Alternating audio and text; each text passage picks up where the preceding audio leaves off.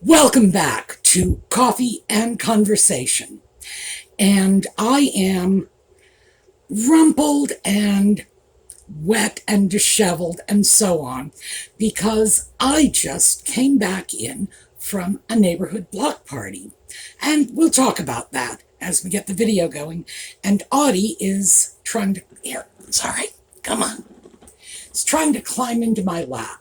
He knows there was a party going on. He also knows he wasn't invited, but I was there. Jane was there. His neighbor, everybody he knows was there because this is his neighborhood, but he didn't get to go. Frankly, I didn't think it was such a good idea because there were friends of the people who live in the neighborhood. Not all of them are crazy about a very demanding cat, because if Audie doesn't want you to leave, he'll bite you to keep you there. Yeah, I know, makes no sense anywhere but in his little cat head, but he does that to Jane all the time. If she gets up and he thinks she's going somewhere, he'll just bite her ankle. It's like, sit back down again. I'm not ready for you to leave. And I guess the bottom line is Audie is an acquired taste. You kind of have to get used to him. And these people are not used to him yet. So, when we come back, we are going to chat a little bit about the neighborhood.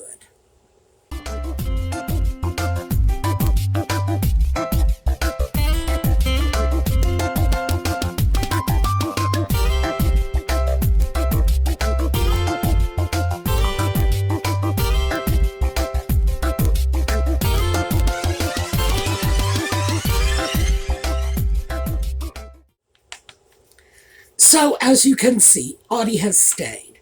And here is my block party invitation.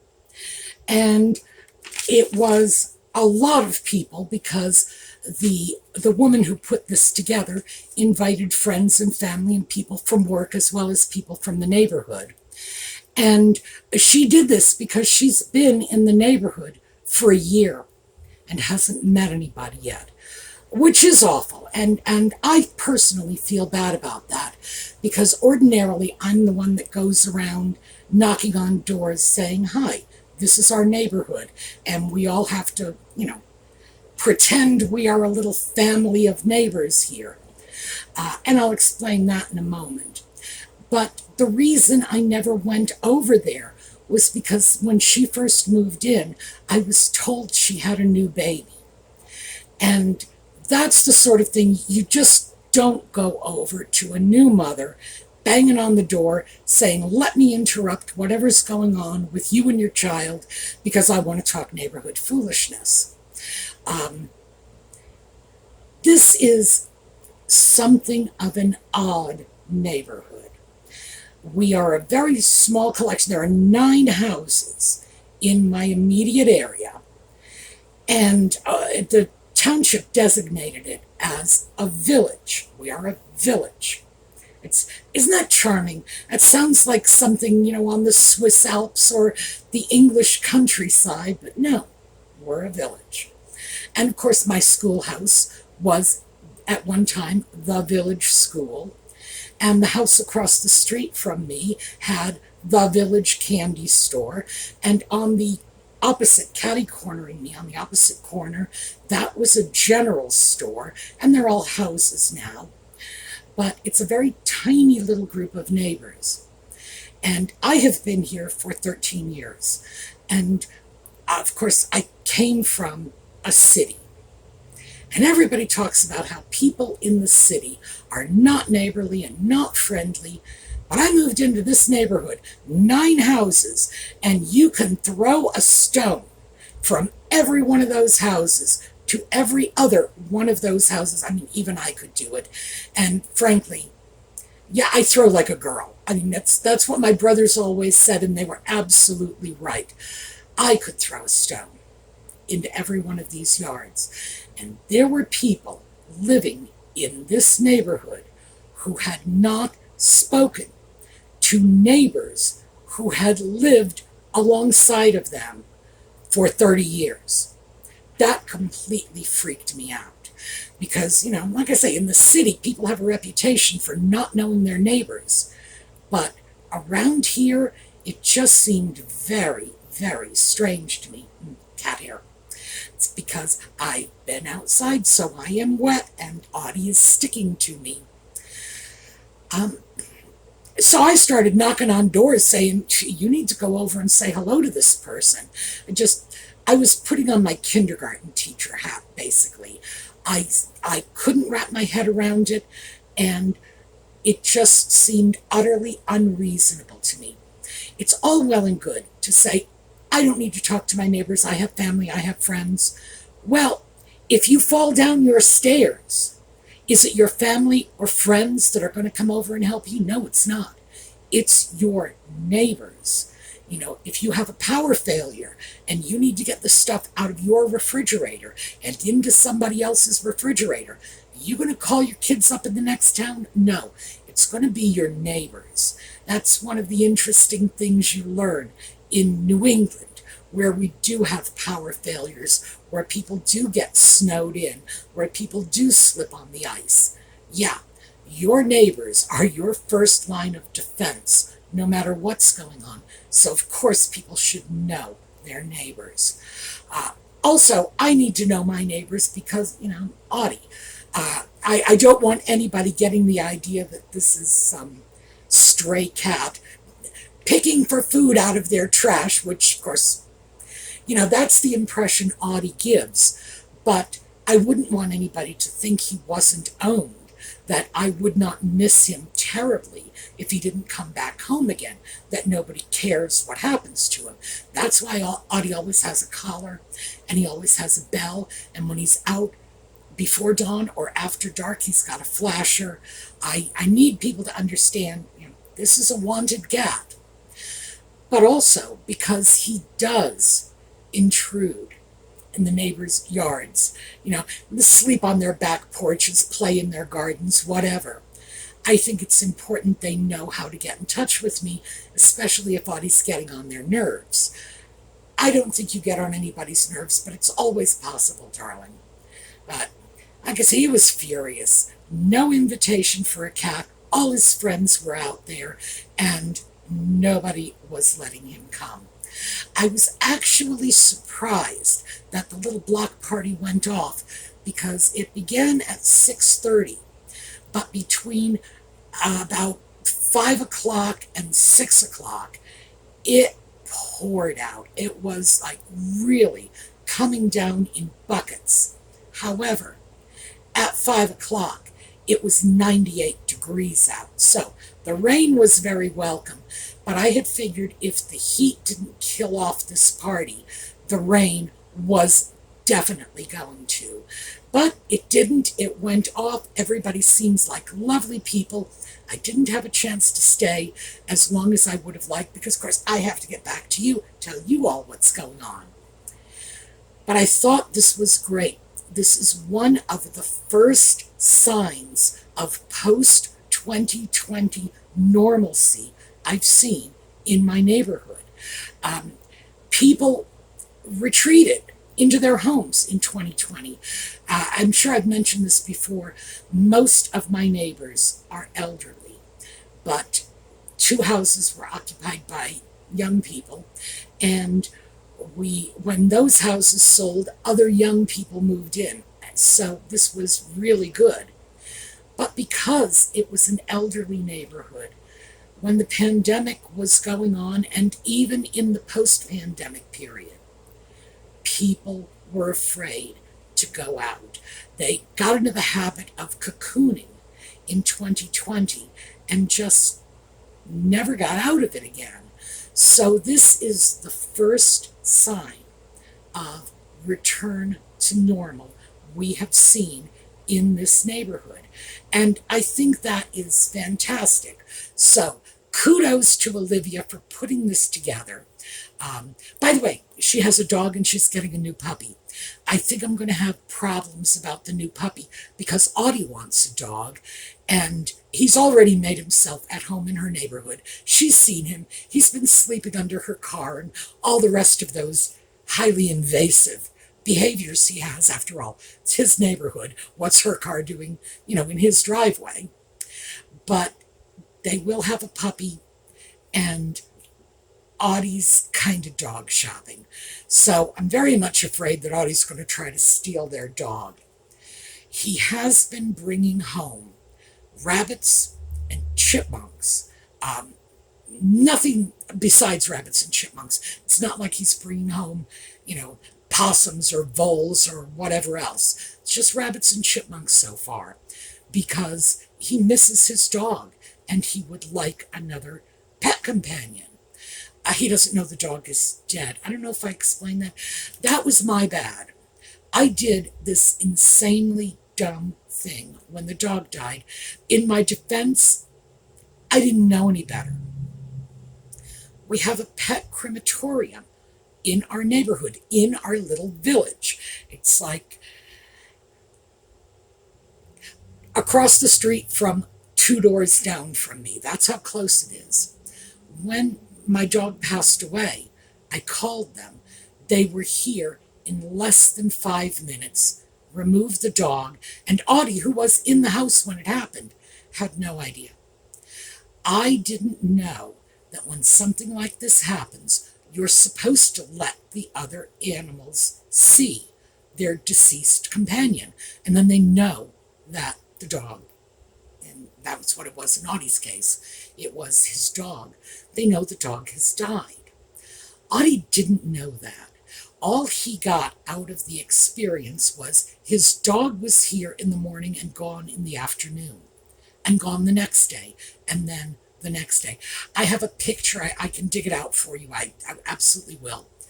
Because this is a photo of what I found when I finally went over and picked up the dog's bed.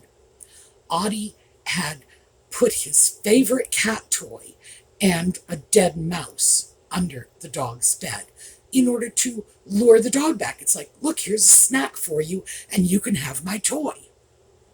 So I feel really sorry for him. I feel terrible because I did it. All I had to do was let the cat see the dog, but I had no idea how important it was.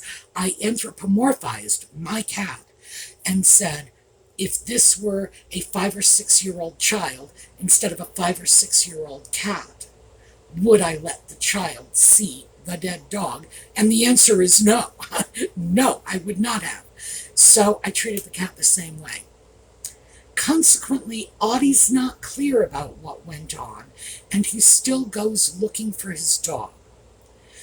I have been seriously considering getting him another dog, but I'm fearful that because he's not an idiot, he wants his own dog back, not just some other random dog that I've pulled in and shoved at him.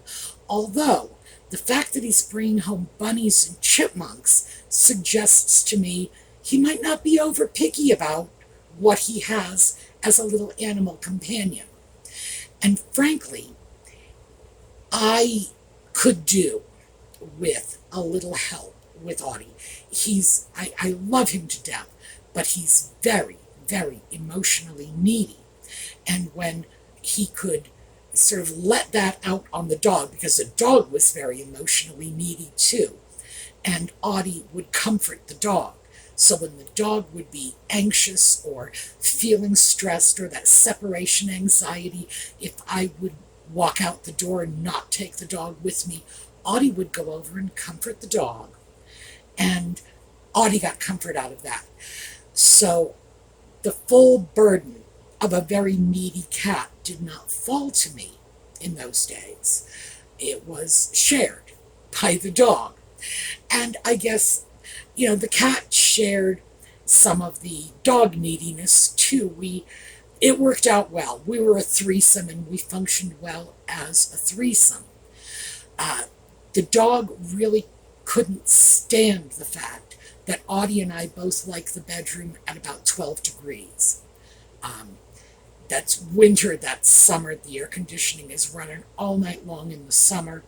In the winter, the windows are never closed, and I've got a fan running year-round. Frankly, fan's running in February. And Audie is right on the pillow with his little nose pressed up against that fan to get a nice cool breeze, because Audie and I absolutely like the bedroom to be below freezing. We do. I don't know what his excuse is. My excuse is I'm from New England. It's what I'm used to. But the dog didn't like it, so I kept a heating pad at the foot of the bed, and I would wrap the dog. The dog had hoodies and sweaters, and she had some special jammies. So she'd be in her jammies. I'd wrap her up in a blanket, put her on the heating pad, and so she was okay. She wouldn't complain too much when we kept the windows open all night long, because she had her own little sort of warm spot at the foot of the bed. And Audie would go down and sleep with her every now and then if he thought she needed the extra comfort. It worked well. But dog passing on left a bit of a void. So now I'm thinking, maybe, I don't know. You know, you get older and you think to yourself, if I get a puppy now, how long does a dog live? Am I going to be around to take care of the animal, you know, for its entire life expectancy? Audie, if something happened to me, Jane would take Audie. And so I know Audie would be safe, but then again, Jane's in her mid-80s, so she may not be a resource available to me for too much longer, although, frankly, she's going to outlive me. She's going to live to be 130, she really is. But you start to think about those things. Is it fair of me to go out and adopt an animal knowing that at some point I might not be able to care for the animal anymore? I don't know. I'm still wrestling with these issues. Audie needs a playmate. And I don't know, maybe a hamster, but then again, just because Audie has been good with the bunnies and the chipmunks doesn't mean I can trust that his predatory instincts won't kick in at some inopportune moment. So I don't know. Still wrestling with this. I do, however, have a feeling that Audie is going to take an unhealthy interest in Olivia's new puppy because he's pet shopping. There's no two ways around it. He is looking for a pet, and I don't think he much cares where he gets his pet. So, yeah, I'm preparing myself for Audie to come home dragging a puppy behind him. And by the way, that's not unreasonable. I have seen him drag home things that were nearly his size. But we'll have to see. So, I guess the final conclusion is it looks like the neighborhood is getting back to normal. It looks like we have Olivia to thank for it. And Audie, well, even though he didn't get to go to a party, he is well integrated into the lives of the new neighbors. Because, as I say, Olivia knows him. She's caught him sleeping under her car. And the people next door, they have 2 little children. The kids know him. Well, of course, the minute 2 kids moved in, Audie was over introducing himself. But the parents know him because he goes over and sleeps on their patio and their trash containers. So he's done a pretty good job of making sure the new neighbors know who he is. Absolutely a better job than I did. Because, you know, I should have done it. I did go over to see the neighbors with the kids next door because their children were not babies. I have a fear of new mothers. I really do. And I have to describe it as a fear. When I think about new mothers, all I can think of is these must be really, really stressed, overworked, sleep deprived, and the last thing in the world they need there's a stranger knocking on their door. And who knows? Maybe that's something I'm overthinking and I shouldn't. Maybe I should have just gone over and knocked on Olivia's door. Well, I would have found out there was no baby a long time ago. But maybe I should have just gone over and said, hi, can I do something to help? There's not a lot I can do to help for families with babies, but when their kids are school age, oh yeah, that's when I'm actually a valuable neighbor, especially if their children need IEPs. But the fact is, I didn't do it. So more fool me, because Olivia's lovely, and I deprived myself of this wonderful neighbor for a year. So shame on me. But as I say, still, it's so heartening that we're tracking back in now, that things are becoming normalized. And most of the people, with the exception of I was going to say our three newest neighbors, or two newest neighbors, the young man next door is the nephew of the woman who owned that house. So he has, although he was not the homeowner, he has been in this neighborhood all his life. The house that is catty-cornered opposite me was taken over by the son of the previous owner. So the neighborhood doesn't change hands. It's like the houses get willed to the next generation. And as a consequence, I think maybe some of us start to think, oh, I know them, and we don't bother integrating those people into the neighborhood because we assume, oh, it's Darlene's son. Of course he knows who we are. Oh, it's Robin's nephew. Of course he knows who we are. Maybe that's not so. So anyway, I am actually just feeling really, really good about this. And I never would have thought so. But as I say, it was sort of a shock to me when I first moved into this neighborhood to find out how poorly integrated it was.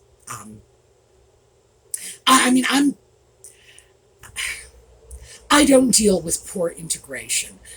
So, yeah, if the neighbors are not talking to each other, of course I'm going to put on my kindergarten teacher hat and make sure everybody is playing nice. But especially when the neighbors are older, that is so important.